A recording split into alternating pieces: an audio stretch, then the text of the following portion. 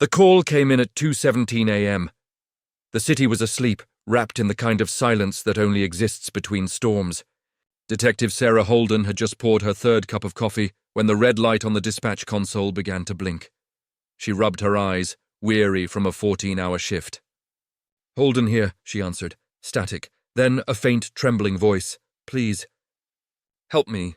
Sarah straightened in her chair. "This is Detective Holden." "What's your emergency?" No reply. "Just heavy breathing. Can you tell me your name?" She asked gently. Then came a sound, the faint creak of a door, followed by a whisper. "He's inside." Sarah's pen froze above her notepad. "Who's inside?"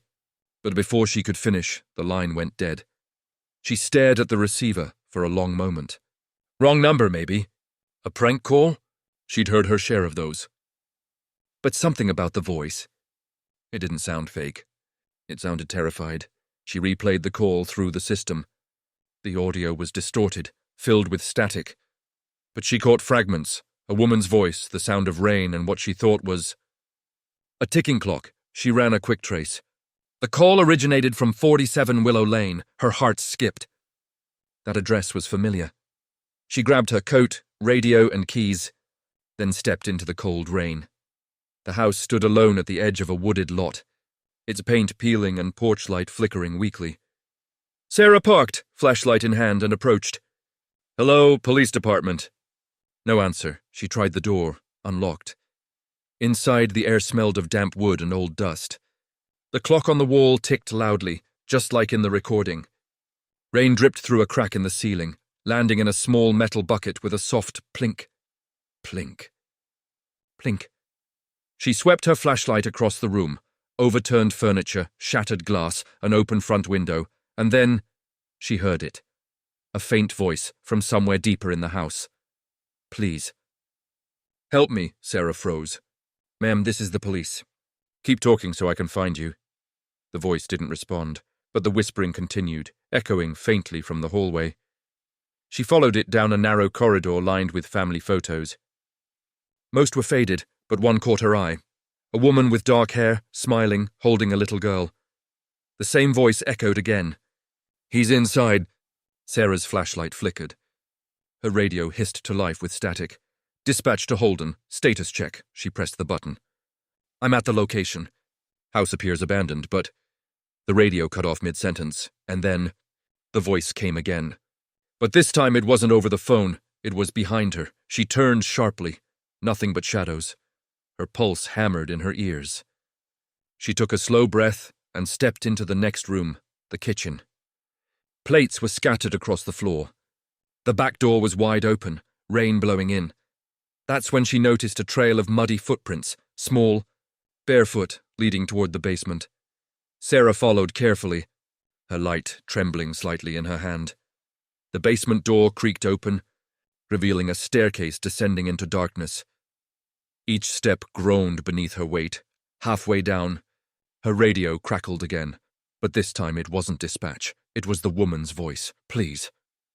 "Help me." Her blood ran cold. The same words, the same tone. At the bottom of the stairs stood a single chair, and on it, a dusty old phone, the kind with a rotary dial. It was off the hook, swinging slowly. Tick, tick, tick. A clock hung above it stopped at 2:17 a.m., the exact time the call came in. Sarah's throat went dry. She raised her flashlight, scanning the basement walls, and froze. Dozens of newspaper clippings were pinned up. Headlines like, "Detective's family disappears without a trace." "Holden still searching for daughter lost." 10 years ago. Her hands shook. The photo in the hallway, the woman holding the little girl, that was her. Her daughter's smiling face stared back from the wall, a red circle drawn around it in ink, and beneath it, written in uneven handwriting, "She's still calling." The phone on the chair began to ring. Sarah didn't move. The sound echoed through the cold air, each ring digging deeper into her chest. Finally, she picked it up. "Hello?" Her own voice answered. "He's inside." A loud thud came from upstairs. Sarah dropped the phone and drew her weapon, running back up the stairs. The front door had slammed shut. Rain pounded against the windows. Lightning flashed, revealing a man's silhouette standing in the doorway. "Freeze!" she shouted, but when the next flash came, the figure was gone. The radio hissed again. Detective Holden, we're getting another call. Same address. She lifted her radio. I'm already here! No, dispatch replied. We're tracing it right now. It's coming from your phone.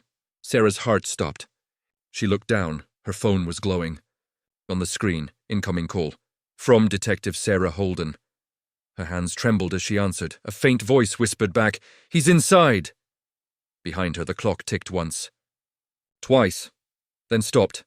She turned, but before she could react, a shadow moved across the wall. Gunfire erupted. The radio went dead. Hours later, backup arrived. They found the house empty. No sign of struggle, no evidence of anyone inside.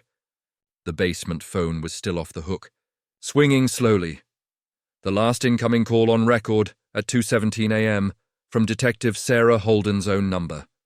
No one ever found her, but dispatchers still report the same 911 call every year. On the same night, a woman's voice trembling with fear. Please, help me! He's inside.